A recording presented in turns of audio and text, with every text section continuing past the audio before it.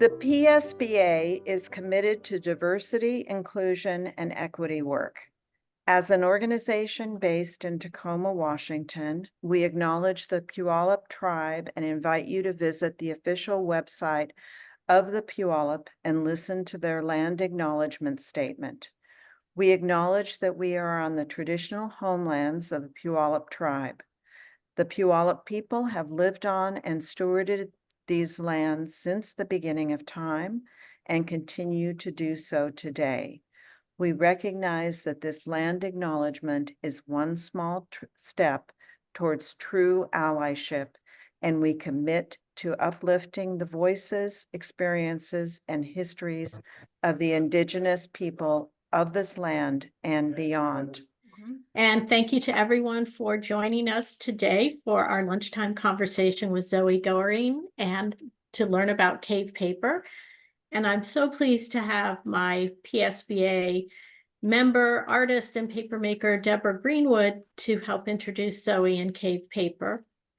For those of you that are unfamiliar with cave paper, it is an independently owned handmade paper production studio operating since 1994, dedicated to making sheets of high-quality paper for use by artists, bookbinders, and all types of designers. Cave Paper was established originally in 1994 in Minneapolis by Amanda Denninger and Bridget O'Malley. They began production in a warehouse basement, hence the name The Cave. And since 2020, Cave Paper has been based in Tucson, owned and operated by Zoe. Thanks, Jane. Well, I think it's safe to say, especially as a book artist, that it is integral to our creative process. And I know as a paper maker myself, the level of time and the amount of effort it really takes to make a good high quality paper. And Cave Paper is not only of high quality, but one of the things that they do is they have a production that conserves water, with the no use of chemicals or additives, and no use of of unnatural dyes. They only use natural dyes, and this is to help sustain the earth and keep the resources that we have precious. Zoe is one of the people who has spearheaded this for the company, and I wanted to read just oh gosh, by the way, they were awarded the Sustainable Earth Small Business Award in 2022 for their such great practices and their processes. I wanted to read just this little statement by Zoe, and I think it's just wonderful. She says here that the times that I feel the most hopeful about the future of our environment are when I see examples of businesses and individuals implementing sustainable practices and demonstrating how possible it really is. I think that's very important. Definitely, Deborah. And to give you a little background about our speaker today, she studied creative writing and art at Carnegie Mellon University, and she started making her own paper while there in both, I love this, a kiddie pool and her bathtub. Upon graduation, she moved to Maine to work on an organic farm and eventually returned to her home in the Southwest, where she set up a small studio and creative practice.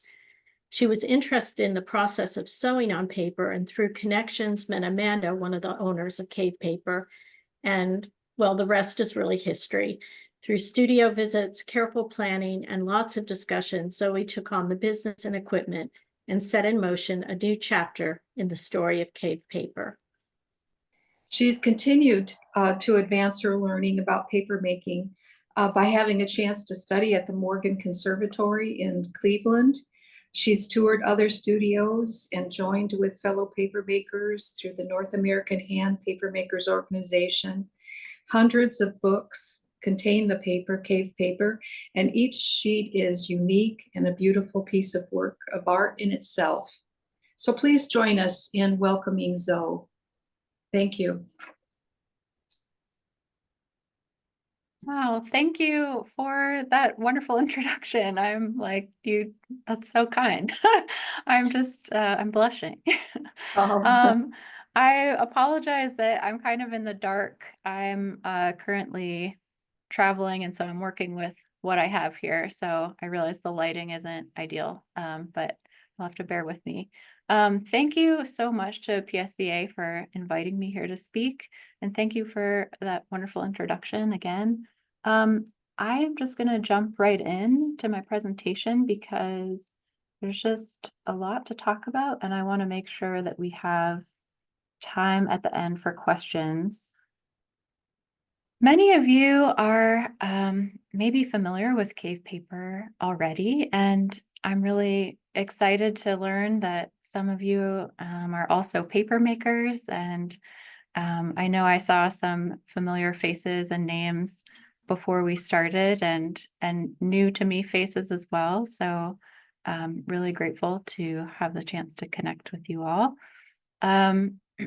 We at Cave Paper were really specialized in making large, particularly strong and durable sheets of handmade paper in a variety of designs and decorations. The qualities of our paper make it particularly well suited for use in bookbinding. So most of our client base is made up of fine edition presses, binderies, individual book artists, teaching institutions. We also sell our paper at Hiromi Paper in Culver City and Talus in Brooklyn.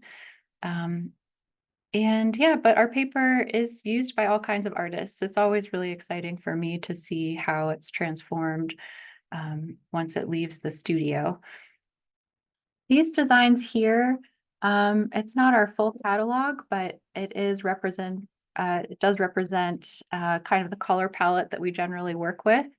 As Deborah mentioned, we use a lot of natural dyes. We do use some unnatural dyes as well. This one, for instance, is an acrylic pigment here. And then we do also work with some pigments that we add into the paper pulp itself that are also not quite natural dyes. But the majority of our papers are dyed with natural dyes that we prepare in-house: indigo, black walnut dye, persimmon, and this is a dye made from pomegranate rind here. And we can use those individually and in combination to create a variety of effects. My goal has really been to continue on the Cave Paper catalog that Amanda Degener and Bridget O'Malley really built together, and then to add a few new designs myself. Our practices are all really founded in traditional European hand paper making techniques, although our surface treatments really are pretty eclectic in their influence. This is our new showroom, work in progress, in Tucson. When I first purchased the business and we relocated the equipment from Minneapolis to Tucson, the space that we were based out of was a leased space.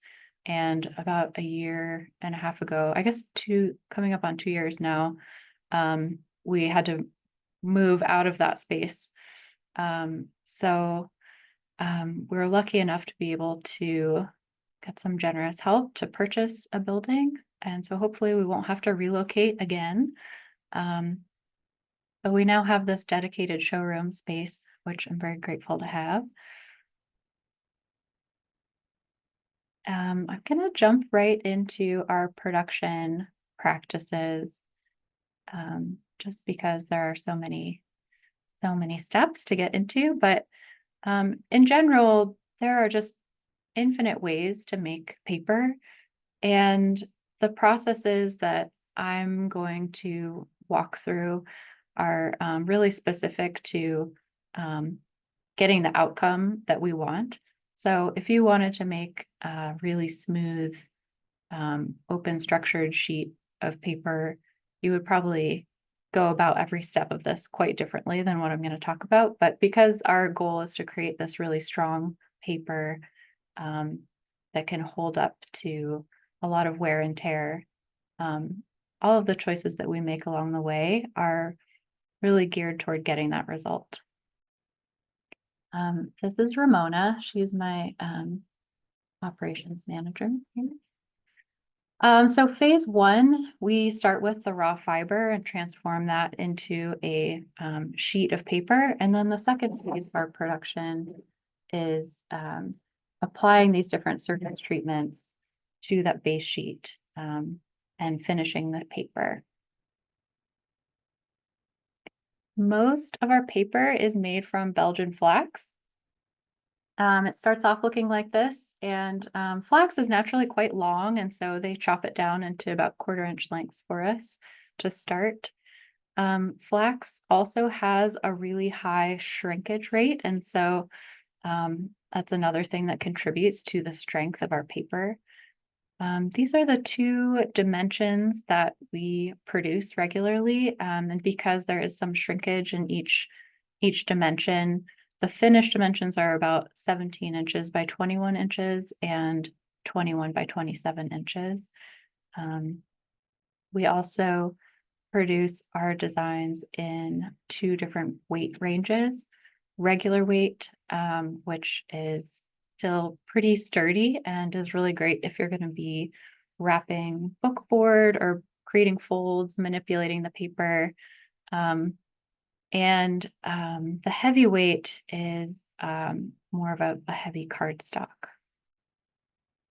So most of our designs start off with this process of going from flax fiber to just a blank base sheet. There are a few designs that we have in our catalog that are cotton based, and there are a couple designs that also use a pigmented pulp where we actually add the pigment in during this stage. So but most of our designs begin like this. This is how the fiber itself is transformed before and after the beating process. The first step is just to soak the fiber overnight. And you can see it's quite dark compared to that end pulp that we're working with. And that's because we also are washing the fiber continually as it's being beaten. And the other goal of the beating process is to incorporate as much water into the fiber on a cellular level as possible, so that you get a really nice even suspension in your vat when you go to form your sheet. These pictures, some of the photos I'm going to be showing you all are in our previous Tucson location, these ones included. So we'll be kind of bouncing back and forth, but this was our old beater room. These are the machines that we use to make our paper pulp. They're both Hollander style beaters. The large beater is what we use for production, and it's really the heart of cave paper. It's about 100 years old, I think. It was made in Appleton, Wisconsin by Valley Iron Works, and I think originally was in an industrial paper mill there. There's kind of a gap in the history that we know about it, but in the early 80s, it was purchased at an auction in Boston by Elaine Koretsky, and she donated the beater to Minnesota Center for Book Arts because they were just getting started around that time. And Amanda Degener was their first artist in residence. And the beater had just been sitting on the loading dock for years. And every year she would offer to buy it from them. And they kept saying no. And then finally one year they said yes. And she was able to start a production scale papermaking studio. Generally, the way this works, I'll show you a video of it in a moment, but we can really see all the parts when it's empty. Fiber circulates through this tank here. There's a roller here that spins at a very high speed. It has these stainless steel fins. And the roller is working in combination with a bed plate underneath that's adjusted throughout the beating process. So that the fiber has to pass through a more and more narrow space. On this big beater, the bed plate is adjusted with this arm. We add weight to it throughout the beating process. On the little beater here, let's see if I can move this over here. On the little beater, the roller is actually moved up and down with this crank, but it's the same concept. You just decrease that space throughout the beating time to really refine the pulp. Our big beater also has this rinse wheel, which I'll show you in the video how that works. But that is part of the washing process for our flax. We don't say that our paper technically is archival, but washing the fiber is a step that we take to not only lighten up the color, but also it really contributes to the longevity of the paper. And I was actually just gifted a rinse wheel for the little beater too, which I have yet to install, but very excited to have it. The little beater that we have is much newer. It was made by David Reyna, who makes just really beautiful paper making equipment. And I feel really lucky to have this. It was donated by Jill Littlewood in 2020 when we got the studio set up. And so the big beater holds about 20 pounds of dry fiber at a time, and this little beater is 1.5 to 2 pounds of fiber. So being able to process that much fiber in one batch is what allows us to really operate on a production scale. Having the smaller beater is wonderful because it allows us to do test batches and small runs of things that we just wouldn't be able to do otherwise. So I'll show you this video of the beater in action. So you can tell here that this is fairly early in the beating process because the fiber is still pretty dark and kind of clumpy. Here you can see I have a hose with clean water coming in. So we have clean water coming in on this side, and the rinse wheel, this is a mesh wheel with these scoops behind the mesh. And so it's kind of scooping water out of the tank without scooping up any fiber, filtering out the fiber. So I don't know. The beating time that we use, we process our flax for about 4 hours. Depending on what fiber you're processing and what the end result is, you might go, 6 or 8 or even 10 hours, depending on what you're doing. We keep our fiber relatively long in our pulp, which is another aspect of what really contributes to that overall strength. So this is in our new studio. This is our sheet forming zone. We have 2 vats here on the right that we set up. We fill those up with water and then scoop the pulp into the vats. And then because of that process it's gone through in the beater, when we mix up the vat, the fiber is really evenly distributed throughout the water. Also in our sheet forming zone, you'll see at the end there is the hydraulic press. And then on the left, we have marble racks, which are just it's a hanging system set up where we dry our base sheets. So each sheet is formed by hand individually. There's a huge range of what a mold and decal can look like. Like Jane mentioned, when I was first starting off making paper, I think I got into it the way a lot of people do, which is just with shredded paper and a blender. And I was using just an old window screen as a mold, and it worked fine for my purposes at the time. There's a lot of ways you can get into it and access it without needing, heavy duty equipment. This mold and decal on the left is a great example of a really simple mold that you can build. We use molds this size for workshops and teaching purposes.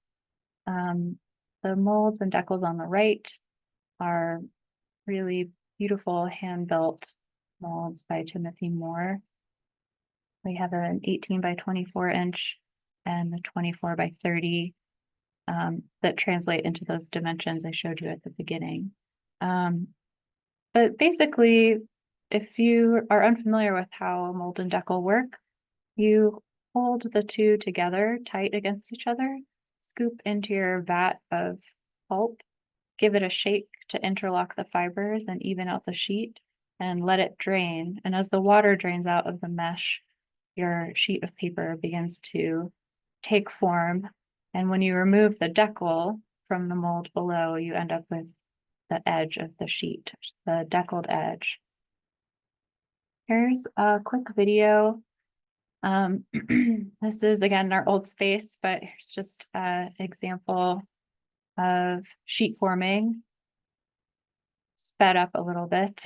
I wish I could actually sheet form this quickly. But that's the 18 by 24 inch mold there that I'm using. And behind me, you can see the sawhorses set up with a press board laid across the top and then the stack of wet felts with sheets of paper layered in between. That stack is called the post. And I will do about 20 sheets per post and then load that into the hydraulic press. You press at a pretty high pressure for that first pressing to remove excess water, and that step in combination with the shake you do right here, that shake, those are the two things that really give the paper its initial structure and integrity. We try to do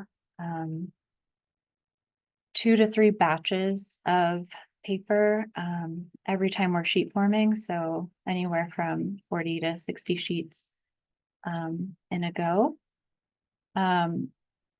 Because we're processing a high quantity of fiber in one batch, that translates to about 75 or 125 sheets of paper from one batch of fiber, depending on what dimension and weight we are making. After that first pressing, we then take those wet and pressed sheets and group them in little spurs of 4. The spurs get pressed in the press again with a much lighter pressure and then hung to air dry. This is a flash forward to our new studio again. You can see kind of the corner of the hydraulic press is, oops, sorry, is over here. These are a marble rack system where we hang our paper to dry. We also use these racks in our surface treatment zone, which I'll show you that in a moment. But you can see that these sheets here, these spurs have been drying already for probably a day or 2. These spurs have just been pressed and are still wet. We let our paper air dry for a few reasons. It is a really traditional drying technique for paper. Again, if you were looking for something with a really smooth surface, you probably wouldn't dry your paper this way. But we allow the fiber to fully shrink up when we air dry. And so that's part of what gives our paper its texture and strength there. It takes probably about 3 days for our paper to dry completely. But it really depends on the season, honestly. If it's a really rainy time of year, then it'll take a little longer. But after those spurs are completely dry, then we just peel apart those sheets. So because they've been pressed together so lightly, they peel apart quite easily.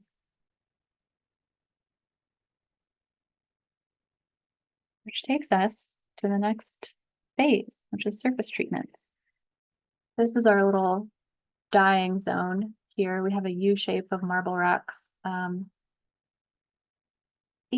pretty much all of our designs, each sheet of paper has to get multiple layers of dye or pigment. And so depending on the design, just doing the surface treatment can take, 2 weeks or so. They're not all quite that involved, but there is a little bit of a range. But basically, the paper has to completely dry in between each layer of dye or pigment that we're applying before we can do the next one. A lot of our designs start off with indigo dye in some way, shape, or form.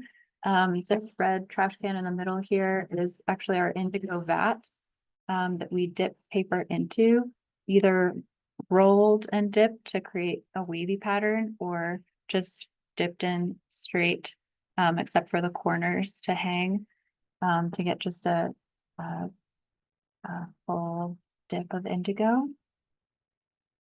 These sheets here have had a couple dips of that wavy indigo pattern and then the walnut dye applied on top of it. And here, this is several layers of indigo with dye made from pomegranate rind applied over the top.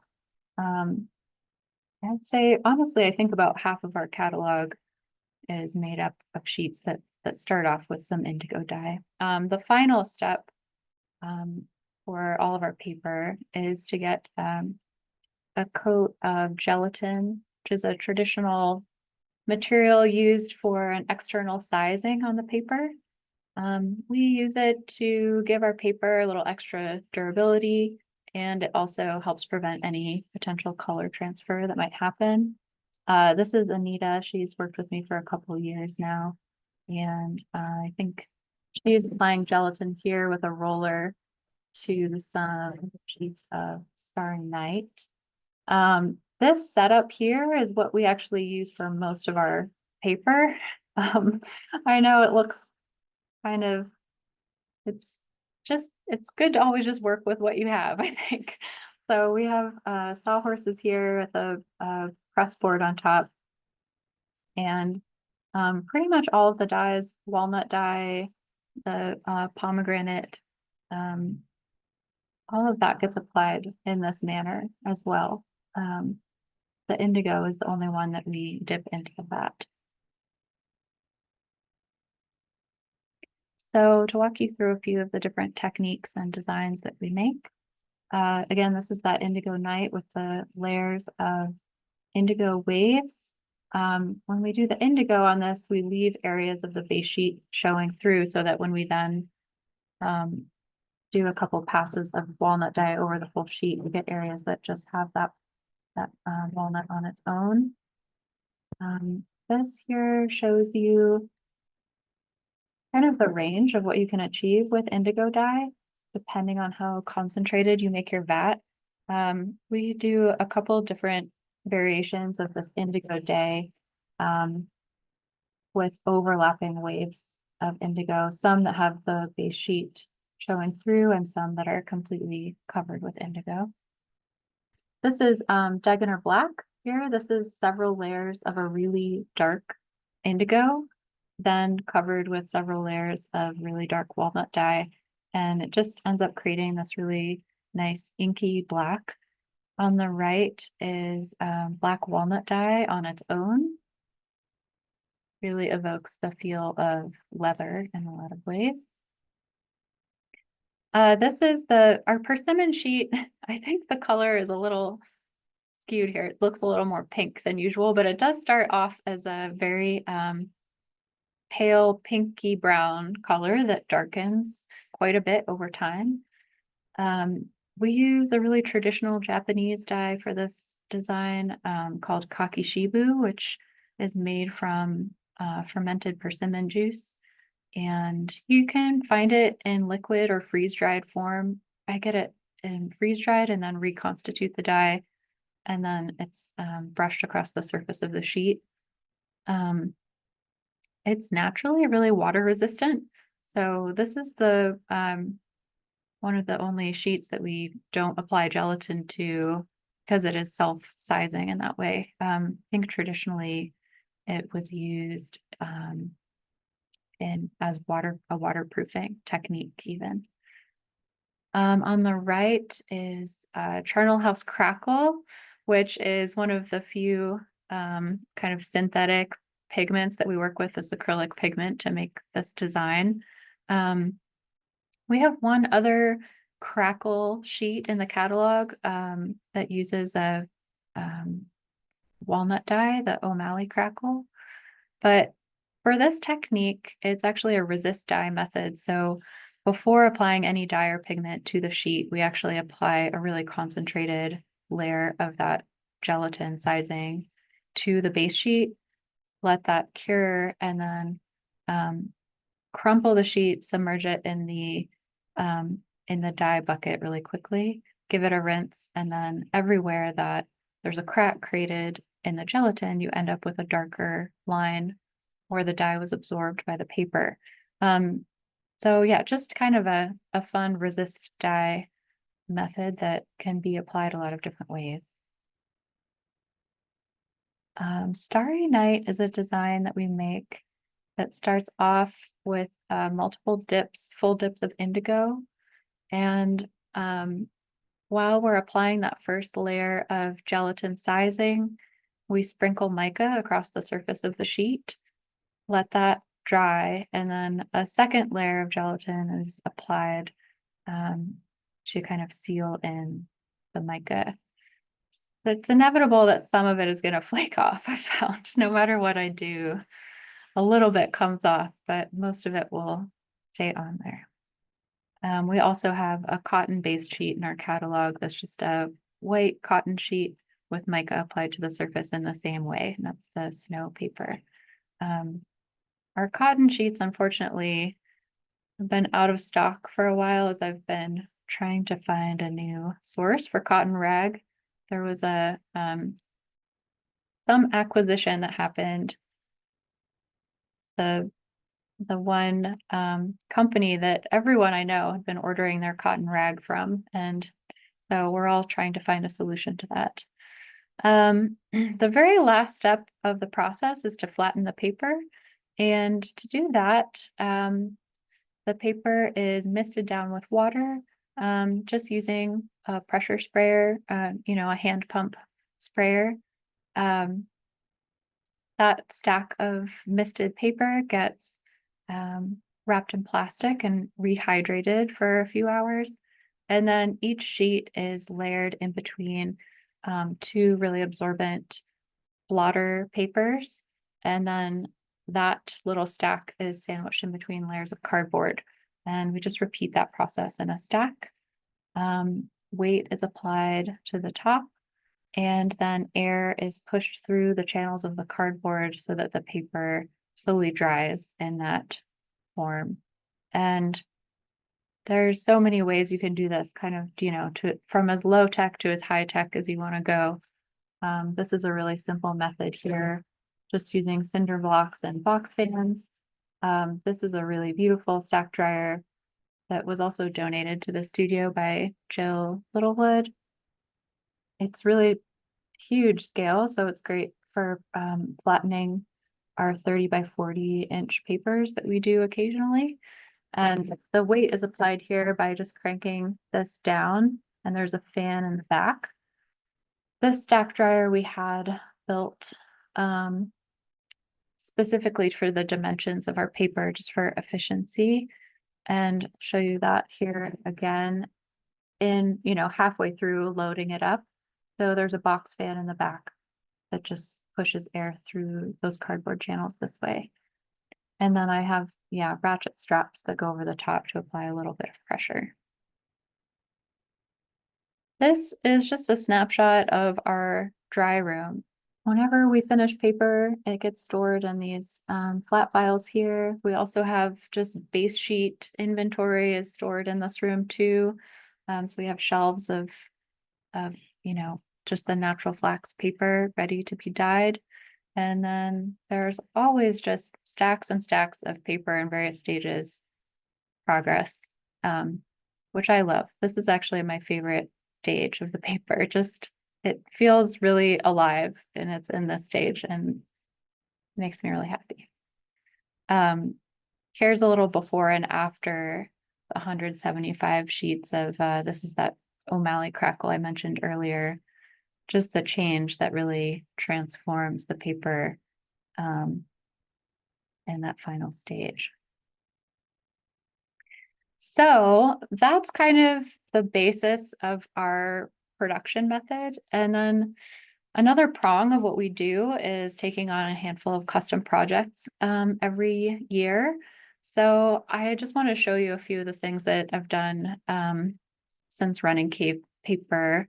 I think this is the first custom project I did here.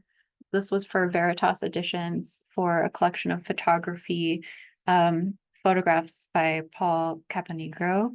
And they really started with this image as the concept for where they wanted to go with the paper design. And so I spent some time creating various samples of different crackle designs, sending them out for approval. And we settled on this indigo paper with a black crackle on top for their cover paper. I really love doing the custom projects because they do take a little more time just to design and go through that kind of testing and sampling phase. It's really satisfying to be able to work with a client on those concepts and kind of bring them to life. And often the production methods that I end up using for a custom project are things that are not really efficient enough for me to do in regular production. So it's a chance to do something just a little different. The paper in the middle there was for the Hand Paper Making Magazine annual broadside. That was a collaboration with 4 other contributors, a poet, a printmaker, an illustrator, and Hand Paper Making Magazine. And so this is the paper before the broadside was actually printed on it. But it was using that pomegranate dye and indigo. And then we also have the capacity to make these 30 by 40 inch papers, which I've done a handful of those for a couple different artists now. This was a custom project with Earthling Publications for their edition of Dune. I used this technique that I'd seen done in watercolor, where you sprinkle sea salt to kind of concentrate the paint or dye in certain areas. So to dye these papers, I had to lay them all flat on the ground, sprinkled them with salt, and then sprayed the dye across the sheets and let them dry flat. And then after they're totally dry, the salt was brushed away, and then we finished them as usual with the gelatin sizing and then flattening.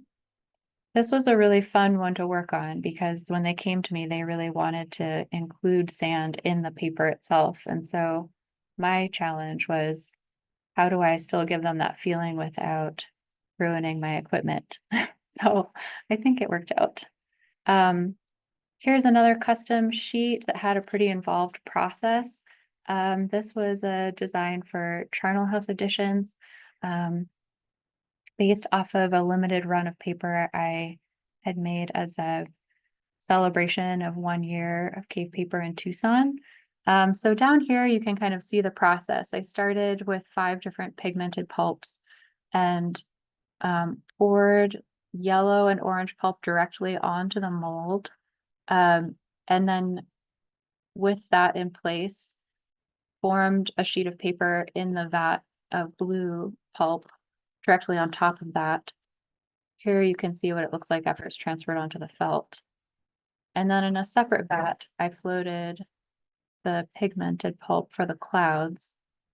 And then that also is transferred directly on top of the sheet here. And then the felt is put on top. And so I think I made about 250 of these altogether. Again, not something I would be able to do in regular production just because of how time consuming it was, but really fun to do for a limited project. The last thing I kind of want to touch on is just our sustainability practices and goals. I as soon as I knew I was going to be moving cave paper to the desert, I knew that I needed to come up with just new systems around our water use and think about how to just have that be at the core of our production. Paper making by nature uses a lot of water.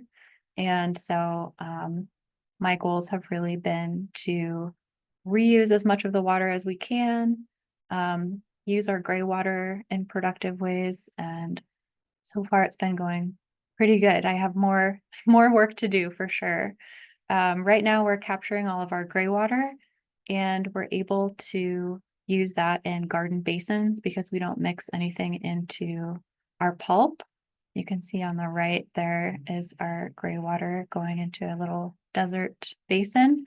Now that we own our own building, I'm hopeful to implement rainwater harvesting infrastructure on the building so that we can use that water in our production.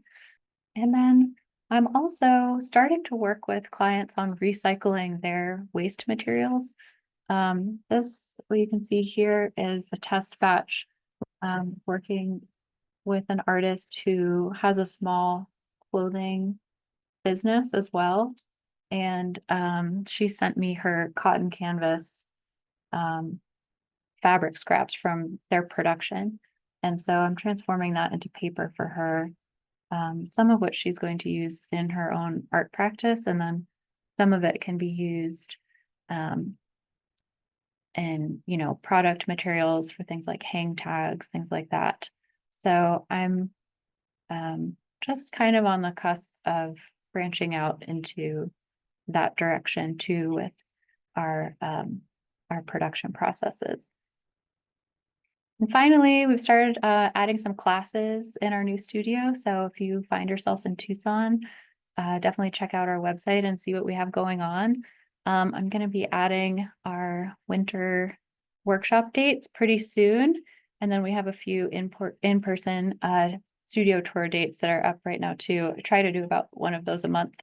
It's just been a really fun way to bring people in and make it accessible. And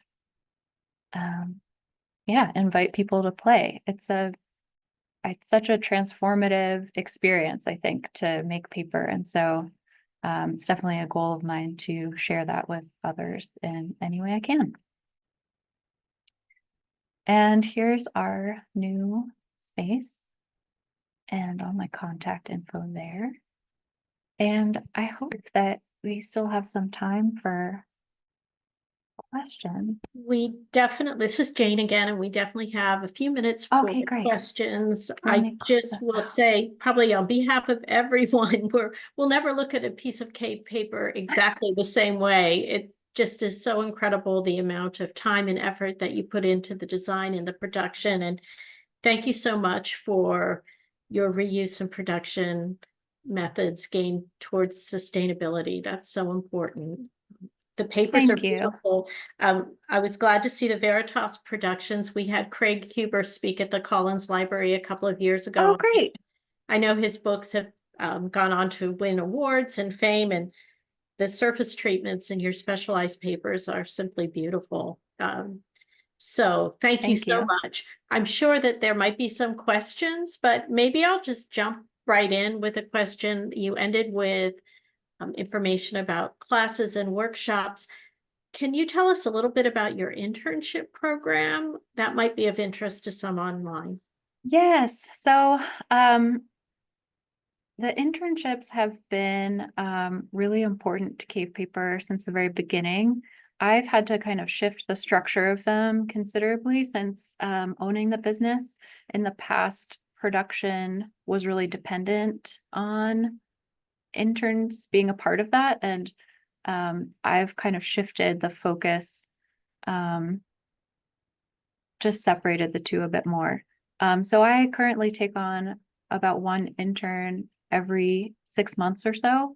I've filled the internship for fall and winter, but you can always check and see what's going on our website or just email me if you're interested, and we can be in touch about it. But basically you learn our whole process from beginning to end. Maybe not in a linear way, because you'll jump in one day and it'll be one step of the process that's over here. And then another day you'll come in and you'll be doing something at this stage. So, but my goal with the internship is to really make sure that you end up with a really firm grasp of the whole process and get to participate in that and grow your skills. And then there's also an opportunity for you to do a project of your own that could be exploring techniques that are completely separate from what we typically do in the day-to-day. Sounds great. And we just had a chat from one of our attendees, Pat Chupa, who says, best paper, hands down. I love using it. Oh, thank you. I have a quick question too. You're traveling and you're at the conference, correct, of American Handmade Paper? Yeah, North American Hand Paper Makers Association, formerly named the Friends of Dard Hunter. Yeah, it's kind of our national or beyond national, I guess, group of hand paper makers. If you are a paper maker and want to learn more about paper making, I really recommend joining the organization and following along. They offer annual conferences, and so yeah, I'm here now for that and excited. There's always a great group of panelists and demonstrations and workshops and different exhibitions to explore. So yeah, in the past, the last in-person one I went to was in 2019. And they did a couple years that were just virtual. And then, yeah, so excited to be here for this one again. And does that organization also publish the Journal of Hand Paper Making? So that's a separate okay. publication, which actually Amanda Degener, who co-founded Cave Paper, also co-founded Hand Paper Making magazine in the early 80s. And that's a separate organization, but also definitely worth checking out if you just want to be inspired by the range of things that people are doing around the world with paper making. Great. We do have a question from one of our attendees about the gelatin that you use for external sizing. So that's pretty specific, but maybe you could walk us through that a little For bit. sure. Yeah. In the past, we used photo grade gel, and I've just found it's super hard to find photo grade gel now that there are fewer people doing photography. So I just have switched to using food grade gelatin. It comes in a powder form. I buy it in bulk. And then you just want to be mindful of your ratio of water to gelatin. When I made the switch from photo grade to food grade, the food grade is much more concentrated. So I just had to reduce the amount of gel I'm using, but you just cook it up in a pot until it gets to I can't remember the temperature off the top of my head, but you're welcome to email me if you want more specific instructions with it too. But you basically cook it so the gel fully dissolves and heats thoroughly. And then that the hot liquid gelatin is what we then apply to the surface. Interesting. We have two additional questions, one on the source of your Belgian fiber, if you're willing to share that. And then also, how is it that your paper is able to be dip dyed and not reconstitute into pulp? So those are a little specific, but sure, share those. Yeah, we work with a distributor, and I wish I knew their name off the top of my head, but I want to say it's maybe Joss, Jos. I know it's on my website in the About section, I think. If you click a link on Belgian Flax, it'll take you to the distributor's website. But they only sell in really bulk quantities. So typically when I order, I'll order with Carriage House paper in New York, and Donna carries the same exact flax in her shop that I use. So if you wanted to experiment with it, you can get it directly from her, and she carries a bunch of different fibers to work with too. I know there's a growing movement in the US to grow more flax for fiber, but I'm still ordering from Belgium just because we order it in such great quantities and they're really the experts on sourcing and producing it for fiber use specifically. And then, right, Dip dipping, dyed and not yeah, reconstituted into pulp, but that will it's, be, yeah, so there's kind of all of those steps in the beginning phase, the first phase of forming the sheet from the fiber. Because we're taking all of those steps to make the sheet super, super strong, using longer fiber, air drying the paper, using a high shrinkage fiber. Our sheets are, a bit heavier than, they're not thin sheets of paper. They have some heft to them. So they're really strong at that point. That said, anytime you get it wet after it's been dried, the chance of it tearing is so high. So like any seconds that we generate typically come from the dyeing phase when we're hanging things and they could tear really easily. So it does happen. But just have to be very careful because we've taken those steps, make sure the base sheet is super, super strong. Hopefully it will hold. And most of the time it does. thank you, Zoe. And we've learned so much about the art of paper making. And I imagine that there might be some visitors from the Pacific Northwest to Yeah, I hope Tucson in the so. near future. I know I would love to visit, and I want to thank you so much for joining us today. And it Thank might be of you. interest to you to mark your calendar and everybody on this call for November 21st. We're going to continue the theme of paper with having another virtual tour, but this will be Helen Hebert sharing her Oh, journey in Japan that took cool. place this past summer visiting paper studios. So I hope you'll all join us. And Zoe, thank you so much for Thank you sharing for having me. expertise. I really appreciate you reaching out, and it's always a joy to connect with people who appreciate paper and everything it can be turned into. So thank you for having me. Thanks, everyone, and have a good week. Bye-bye.